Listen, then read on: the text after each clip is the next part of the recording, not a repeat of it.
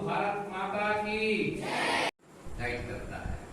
अच्छी बात है, उसके अंदर शक्ति है, अपनी शक्ति को बचा करके रखनी। शक्ति कौन कौन सी है बताओ, शक्ति कौन कौन सी है? सबसे ज्यादा शक्तिमान कौन है? कौन है? मन है, ठीक है ना। मन की शक्ति सबसे ज्यादा है, हवा से भी ज्यादा तेजवान, बिजली से भी ज्यादा तेजवान। हवा की गति कितनी है? विज्ञान पढ़ने वाले विद्यार्थी बताएं, हवा की गति कितना? 11th वाले, हवा की गति 332 मीटर प्रति सेकंड, ठीक है।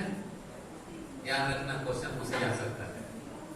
332 मीटर प्रति सेकंड कैसे जानेंगे? इतना है, वैज्ञानिकों ने नापा होगा, लेकिन हम लोग सहज अनुभव करते हैं। मैं बताऊं कैसे होता है। और बिजली की गति कितनी है? प्रकाश की गति कितनी है? कितना है? 3 लाख किलोमीटर, कैलाश जी, ठीक है। 1,86,000 मील इतना है। तो इसका अनुभव कैसे करते हैं? कोई जगह फटाका फूटता हुआ देखते नहीं देखते आप लोग? फटाका फूटते तो आवाज पहले आती है कि प्रकाश पहले दिखता है? क्यों पहले दिखता है? एक साथ हुआ ना दोनों, जब धमाका हुआ उसके बाद ही प्रकाश निकलता है, ठीक है। तो प्रकाश पहले दिखता है और आवाज बाद में आती है। इससे सीधा सा है कि प्रकाश की गति जल्दी है तो हम लोग को जल्दी दिखाई पड़ती है, और आवाज बाद में सुनाई पड़ती है, इसके मतलब वो धीरे से जाता है कि नहीं। बिजली चमकती है तो पहले चमक वाला पहले दिख जाता है, ठीक है ना, और बादल कब सुनाई पड़ता है? बाद में सुनाई पड़ता है। हवाई जहाज चलता है तो वो आगे पहुंच गया, लेकिन आवाज बाद में सुनाई पड़ता है। क्यों ऐसा? क्योंकि प्रकाश की गति ज्यादा है और साउंड की गति कम है। ऐसे ही इन सबसे भी ज्यादा गतिमान क्या है? हमारा मन है कि नहीं। ये हमारा मन ऐसा है कि ना बस सोचो कि पहुंच जाता है।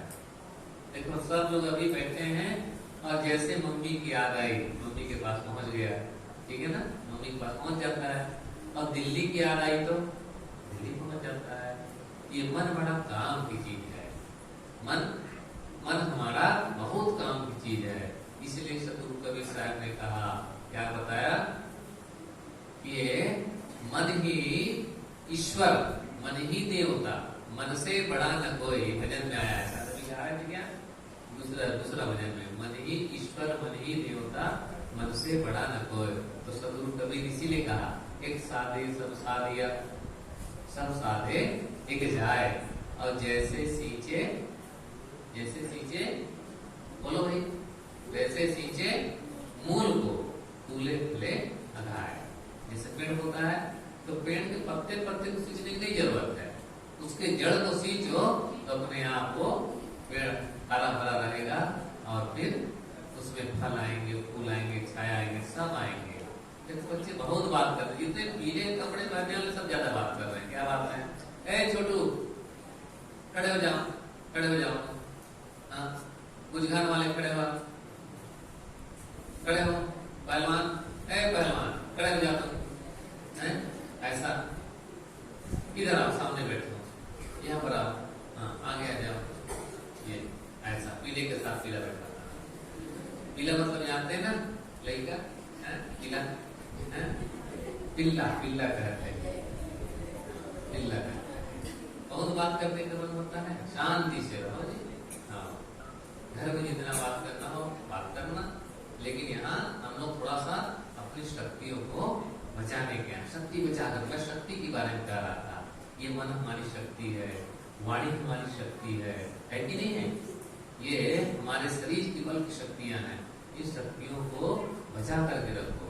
बिजली को बचाओ, पानी को बचाओ, प्रकृति को बचाओ, वृक्ष को बचाओ, और अपने मन को भी बचाओ, और अपने आप को बचाओ दुर्व्यसनों से, दुर्विचारों से।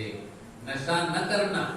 बड़े होने के बाद में लोगों का मन थोड़ा नशा की ओर चला जाता है। ये नशा कैसा है? दुखदाई है। नशा न करना मान ले कहना, प्यारे भाई बहनों होगी बड़ी खराबी। गा दो साहब को, गा दो। याद है किसी को? नहीं याद है। नशा न करना मान लो कहना, नहीं तो होगी बड़ी खराबी। जो नशा करते हैं तो जान की बड़ी खराबी हो जाती है। अपना स्वास्थ्य खराब करते हैं, अपना दांत खराब करते हैं, आंख खराब करते हैं, और परिवार के जो रिश्ता एक दूसरे का मिला हुआ है वो रिश्ता भी खराब कर देते हैं। समाज में कैसा आदर्श उसका उपस्थित करते हैं, जो कहते हैं ये शराबी का बच्चा है ना, शराबी का बच्चा है, ऐसा कहते हैं। इसलिए नशा कभी नहीं करना, किसी प्रकार का गुटखा ना खाना। गुटखा बड़ा प्यार से कहते हैं, राजबहार, क्या क्या नाम होते हैं, राजश्री, देखो नाम भी बच्चे जान गए। खाते हो क्या आप लोग? कैसे जान गए? इनके पापा खाते हैं तो बच्चे भी जान लेते हैं, है कि नहीं? जो माँ बाप करते हैं वही बच्चे जान लेते हैं। इसलिए देखो, शांत हो जाओ, शांत हो जाओ, बिल्कुल शांत हो जाओ। ये गुटखा खाना नहीं, बड़े होकर के भी नहीं खाना, छूना नहीं, वो गंदगी है। कैसे कैसे बनता है? देखने जाओ तो फिर खाओगे नहीं, उसमें छिपकली का चूर्ण मिला देते हैं उसको तेज करने के लिए। वो जहर है, धीरे धीरे धीमा जहर है। तो जहर न खाना, अमृत खाना, लौंग इलायची खाओ, काजू किशमिश बादाम खाओ। एक बच्चे से मैंने पूछा कि मम्मी ने क्या दिया खाने के लिए? उसको दिया होगा, छोटे बच्चों के लिए हमने लिखा था कि छोटे बच्चे के साथ में कुछ सूखा सामान भेजो, भूख लगे तो। बार बार कहाँ से मांगेंगे साहब लोगों से? और साहब लोग पास है क्या ना जो दे देंगे? तो क्या लाए हो? तो कहने काजू लाया हूँ, काजू है ना, काजू लेके आए। कोई बात नहीं है, तो ऐसी चीज खा लो। एक खाओ, कोई जरूरी थोड़ा है कि मुठ्ठा भर खाओ, एक खाओ, दो खाओ। अब गुटखा, एक गुटखा, ईश्वर जी क्या बात कर रहे हैं?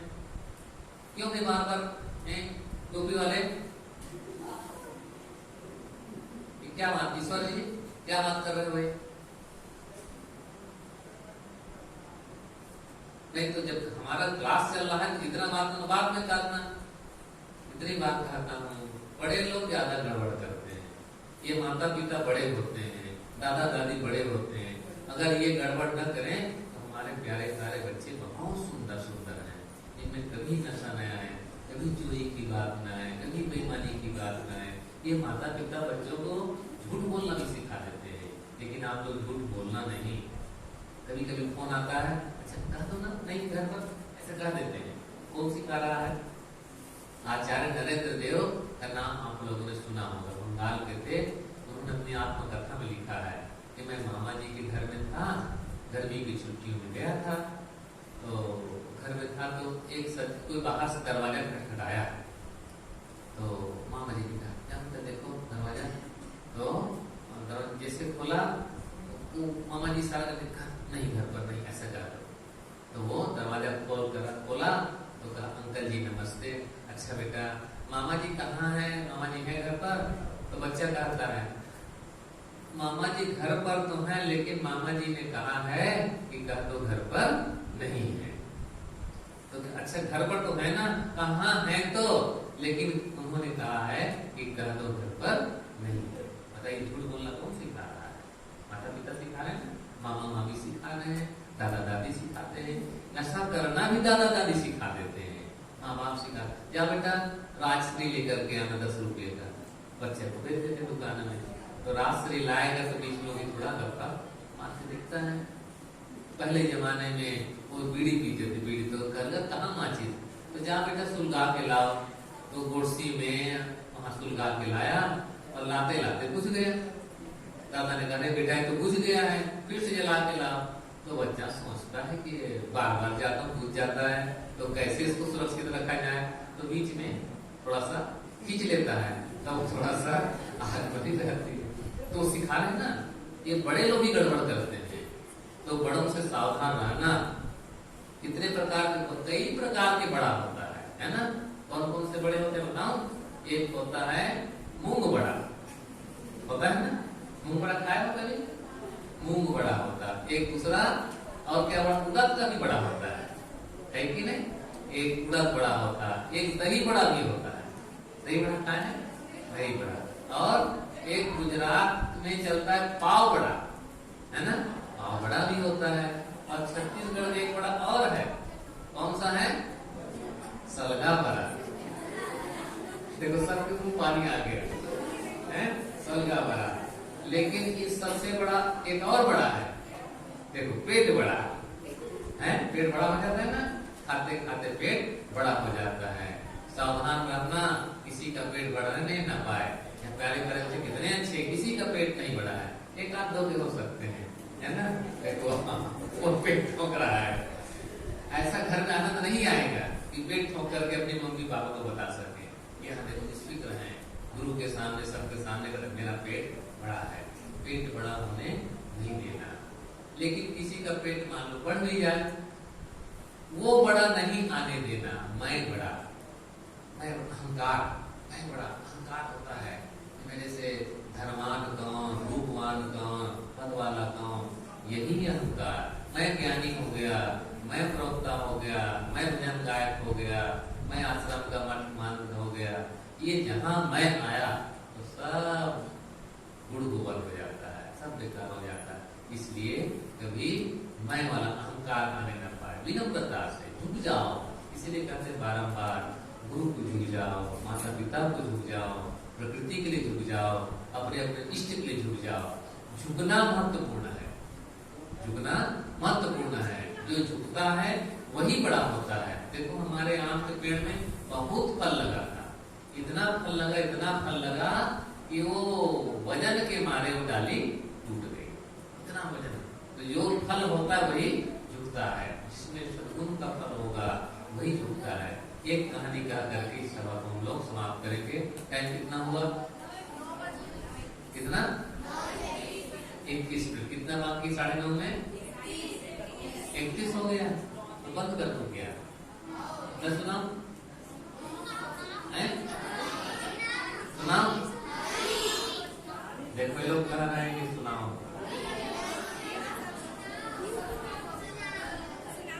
देखो ये सुनने वाले तो ज्यादा बोल रहे हैं। अच्छा सुनने वाले हाथ उठाएं, हाँ कहानी सुनने के लिए। देखो जनसंख्या ज्यादा है ना, हाँ ठीक है, सुना है, बहुत अच्छी कहानी। और वो उस कहानी को याद करते करते सोओगे ना तो मुझे इतना अच्छा लगेगा कि ऐसे मैं भी कर सकता हूँ। एक बार जयकारा कर दी, बोलो सतगुरुदेव की जय। एक बार की बात है, राजस्थान की घटना है। एक किसान ऊंट लेने गया, ऊंट खरीदने गया, ऊंट का व्यापारी था, तो ऊंट खरीदा तो साथ में उसका नौकर गया। नौकर और किसान दोनों ऊंट लेने के लिए गए। क्या लेने गए, ऊंट लेने। ऊंट देखा ना आप सब लोगों ने, हाँ। कहाँ का जहाज है, रेगिस्तान का। रेगिस्तान कहाँ है, राजस्थान में। राजस्थान में और रेगिस्तान है, ठीक है ना, दोनों है। तो ऊंट लेने गए, खरीद करके मोल भाव हुआ, खरीद करके लेके आए। जब घर आए तो किसान ने कहा 5 मिनट बैठ जाओ, 5 मिनट बैठ जाओ, अभी नहीं जाना, 5 मिनट बाद बैठ जाओ।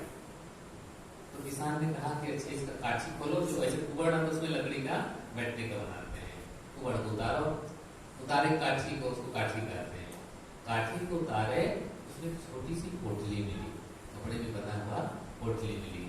तो कहा क्या था मालिक, एक काठी खोला तो उसमें पोटली मिली है, क्या देखो क्या इसमें। खोल करके देखते उसमें हीरे थे, हीरे थे, कई हीरे थे। तो मालिक इसमें हीरे हीरे, तो ये तो ऊंट वाले का है, चलो लौटा करके आते हैं, वो उनकी चीज है, हमारी नहीं है। नौकर ने कहा मालिक आप भी गजब करते हैं, आपने छीना थोड़े, चोरी थोड़े किया है, आपको आपके भाग में था तो मिल गया। और वो ऊंट का व्यापारी जानता थोड़े कि आपने लिया है, उसको नहीं लौटाना चाहिए। किसान ने कहा नहीं भाई, ये मेरी कमाई नहीं है और उसको लौटा देना चाहिए, लौटा देना चाहिए। तो बहुत कहा तो फिर लौटाने दोनों गए। व्यापारी भी पर था तो कहे कि आपसे मैंने ऊंट लिया, कहाँ लिया, तो आपकी कोई चीज छूट तो नहीं गई। देखा बोलता नहीं नहीं हमारी कोई चीज नहीं छूटी है, देख लीजिए ठीक से। देखा पर नहीं मेरी कोई चीज नहीं छूटी है। तो किसान ने वो पोटली निकाल करके दिखाई, ये भाई ये तो मेरी है, ये तो पूरी मेरे जीवन भर की कमाई थी, इसमें हीरे मैंने रखे थे, बहुत बहुत ये लीजिए आपके पोटली, आपको बहुत बहुत धन्यवाद। आज के जमाने में भी ऐसे ईमानदार बहुत मुश्किल से मिल रहा, बहुत बहुत धन्यवाद। और मैं आपसे बहुत प्रसन्न हूँ, इसमें से आप 2 हीरे ले लीजिए, मैं आपको देता हूँ। किसान ने कहा नहीं मेरे को जरूरत नहीं है। कह नहीं मैं दे रहा हूँ, आपने आप ले लीजिए। बहुत मनाया, किसान नहीं माना। वो व्यापारी कहते कि नहीं ले लीजिए। तो कहा इसमें से मैंने पहले से 2 हीरा ले लिया, पहले से 2 हीरे मैंने निकाल लिए। अब तो व्यापारी बड़ा सत्य में तुरंत खोल करके देखा तो गिनती लगाए तो पूरे पूरे हीरे थे। कह नहीं आपने तो नहीं लिया है। कह मेरी बात मानो, मैंने इसमें से 2 हीरे निकाल लिए। तो कह मेरे 2 हीरे पूरे हैं। मैंने इसमें से कौन कौन से 2 हीरे निकाले? इसमें से मैंने 2 हीरे निकाले, ईमानदारी और खुददारी। क्या क्या? ईमानदारी और खुददारी, ये 2 मैंने निकाले। ईमानदारी ईमान का, दूसरे का नजायज न लेना, और खुददारी, खुददारी का मतलब जी, खुददारी का मतलब बताओ भाई। खुददारी स्वाभिमान, खुददारी का मतलब स्वाभिमान, खुद का, मेरा आत्मसम्मान खोने ना पाए, वह काम आप सब लोग सीख करके जाना, वह करना कि मेरा आत्मसम्मान खोने ना पाए। माता पिता कितने विश्वास से आप लोग यहाँ पर भेजे होंगे कि हमारे बेटे बेटियां जाएंगे, अच्छी बात सीख करके जाएंगे, कितना उसका स्वाभिमान है। मेरा बेटा गलत नहीं कर सकता है, लेकिन कहीं पर बेटे गलत करते पकड़े जाएं, कहीं बेटियां गलत करते पकड़े जाएं, तो उनके स्वाभिमान का क्या होगा? जो स्वाभिमान अगर मेरा बेटा ऐसा नहीं कर सकता है, मेरी बेटी ऐसे नहीं कर सकती है, उसके आत्मसम्मान को धक्का लगेगा। तो ये 2 चीज आप बचा करके रखना। माता पिता का विश्वास, परिवार का विश्वास कितना हमारे ऊपर है, वो विश्वास कभी खोने न पाए। मेरा आत्मसम्मान, ऐसा कोई काम मैं न करूं जिससे मेरा आत्मसम्मान खो जाए। दिन के उजाले में ऐसा काम न करना कि रात में चुपचाप भागना पड़े, और रात में ऐसा कुछ गलत न करना कि दिन में मुंह छिपाना पड़े। ऐसा कोई काम नहीं, ऐसा कोई काम न करना जिससे माता पिता की इज्जत में धक्का लगे, अपने गुरुजनों की इज्जत में धक्का लगे। ये सीख लेकर के जाना। जब सोना यही ख्याल रखना, मेरी ईमानदारी और खुददारी मेरे साथ रहे, गुरुजनों से, भगवान से, इष्ट से यही मेरी प्रार्थना है कि मेरा ईमान बरकरार रहे। कैसी भी परिस्थिति आ जाए, मेरा ईमान डिगने न पाए, मेरी खुददारी कभी घटने न पाए। जैसा मैं हूँ वैसा बना रहूं, और ये सदैव मेरी ईमानदारी और खुददारी बरकरार रहे। ठीक है। अंत में हम लोग मंत्र जाप करके बंद करेंगे। सभी लोग आंखें बंद करें, सहज आसन से बैठे, जैसे बैठा हूँ सहज बैठे, आंखें बंद कर लेंगे और दिल से, भाव से अपनी आत्मा की तरफ पहुंचने का मंत्र है। और जो भाव से करेगा वो वहां तक की यात्रा करेगा। अहम शुद्ध चैतन्य ज्ञान स्वरूपम,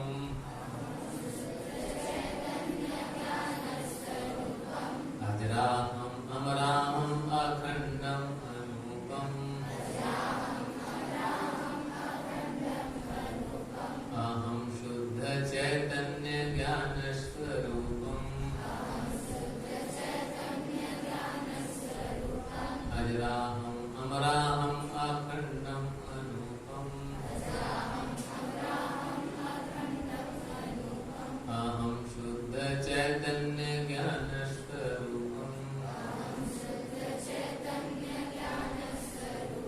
अजराहम अमराहम अखंडम अनूपम, अहम शुद्ध चैतन्य ज्ञान स्वरूपम, अजराहम अमराहम अखंडम अनूपम।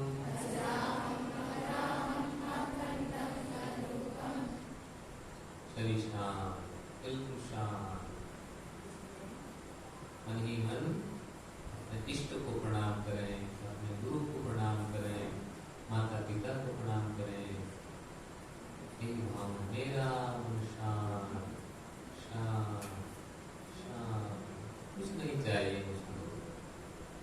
मैं तृप्त हूँ, पूर्ण हूँ, अखंड हूँ, आत्मस्वरूप हूँ, मेरा मन शांत है, मैं शांति का अनुभव कर रहा हूँ।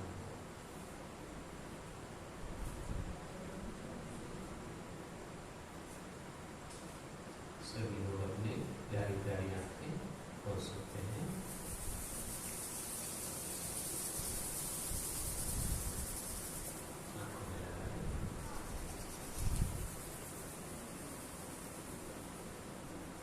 आप लोगों ने बहुत प्रेम से इस शिविर का पहला दिन पूरा किया। इसी उत्साह, इसी ऊर्जा से बाकी के शेष दिनों को पूरा करेंगे। जैसे पर सुबह जल्दी उठ करके नहाए धोए तैयार होकर के आए, वैसे ही 5:30 पौने 6 तक बिल्कुल रेडी होकर के आ जाएंगे। हमारे संत श्री जितेंद्र साहब सुबह के योग प्राणायाम कराएंगे। उसके पश्चात ध्यान होगा, फिर आध्यात्मिक चर्चा होगी, फिर जीवन उपयोगी बातें होंगी। अभी की सभा यहाँ पर समाप्त होती है। अपना अपना आसन सब लोग ले जाएंगे, सभी लोग ले जा सकते हैं। ठीक है, सबको प्रणाम। और शांति से, कोई हल्ला नहीं करेंगे, शांति से, बिल्कुल शांति से। आसन आसन अंदर की तरफ होना बेटी, आसन बैठने वाला अंदर की तरफ। हाँ, बैठने वाला अंदर की तरफ। हाँ ठीक है, ये ठीक वाला ठीक है। जो बैठते हैं उसको अंदर की तरफ रखना,